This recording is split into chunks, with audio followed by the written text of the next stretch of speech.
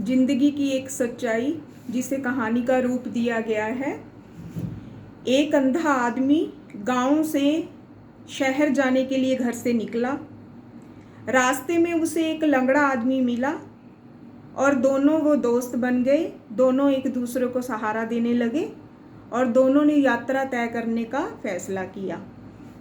दोनों रात हो जाने पर कहीं रुकने के लिए वो जगह ढूंढने लगे, तो उन्होंने एक कुटिया में आसरा लिया।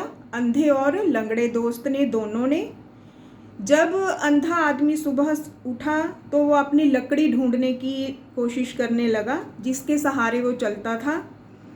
तो उसको एक लकड़ी हाथ में लगी तो अंधे ने महसूस किया कि ये लकड़ी मेरी तो नहीं है, लेकिन ये जिसकी भी है बहुत सुंदर है, बहुत मुलायम है। इसको स्पर्श करने से ही पता चलता है कि ये लकड़ी बहुत ही बढ़िया क्वालिटी की है, अच्छी लकड़ी है ये। तो अंधे ने उस लकड़ी को उठा लिया। उसके बाद जब उसका मित्र लंगड़ा उठा तो जब उसने अंधे दोस्त के हाथ में वो लकड़ी देखी तो वो बहुत घबरा गया। एकदम से उसने अपने दोस्त को कहा कि इसे फेंक दो, इसे फेंक दो। दोस्त, मित्र, इसे फेंक दो। तो अंधे मित्र ने कहा कि तुम ऐसा क्यों बोल रहे हो कि ये लकड़ी में फेंक दूं? तो मित्र ने बोला कि ये लकड़ी नहीं है, ये सांप है, इसे फेंक दो। तो अंधे दोस्त ने कहा तुम झूठ बोल रहे हो, तुम मुझसे जल रहे हो, मुझसे ईर्ष्या कर रहे हो क्योंकि मेरे पास इतनी सुंदर मुलायम लकड़ी है। तो लंगड़े दोस्त ने उसे समझाने की कोशिश की कि तुम देख नहीं सकते हो, ये लकड़ी नहीं है, ये सांप है। ठंड की वजह से सांप सिकुड़ कर लकड़ी की तरह बन गया है जिसे तूने हाथ में उठा रखा है। जब ये अपने असली रूप में आएगा तो ये तुम्हें नुकसान पहुंचा सकता है। लेकिन अंधा आदमी कुछ भी मानने के लिए तैयार नहीं था।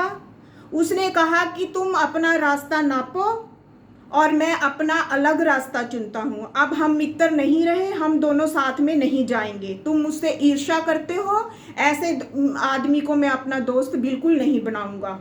लंगड़े दोस्त ने उसे बहुत समझाने की कोशिश की, लेकिन अंत वो निराश होकर अपने रास्ते चल पड़ा और अंधा उस लकड़ी को लेकर अपने रास्ते चल पड़ा। जब दिन चढ़ने लगा, सूरज ने अपनी तपश दिखाई तो वो सांप सिकुड़ कर जो लकड़ी बन चुका था वो अपने असली रूप में आ गया और उसने उस अंधे आदमी को डस लिया और वो अंधा आदमी वहीं मर गया। इस कहानी से हमें ये शिक्षा मिलती है कि कई बार इंसान का जिद्दीपन, हठ, आकड़ उसकी बुद्धि को भ्रष्ट कर देती है कि उसे हम कितना भी समझाएं उसको कुछ समझ में नहीं आता। उसका ये जिद्दीपन, उसका अपने आप पर इतना ज़्यादा अंधविश्वास उसकी नुकसान का वजह बन जाता है। तो हमें कभी ना कभी अपने हठ जिद को छोड़कर दूसरों की भी बात सुन लेनी चाहिए। हो सकता है वो हमारे भले के लिए कह रहे हों। इसी अच्छे विचार के साथ आप सबको राधे राधे। अगर आपको मेरी कहानी अच्छी लगी हो और ऐसी कहानी सुनना हो तो प्लीज़ मुझे फॉलो करें। Thank you so much.